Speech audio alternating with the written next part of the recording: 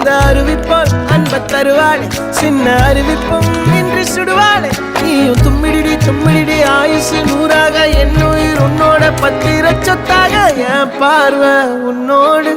உன் பொம்மை கண்ணோடு பேசாமல் விண்ணோடு நாம் மிதந்து போவோம் காதாரா அடியாளோ நான் தாங்க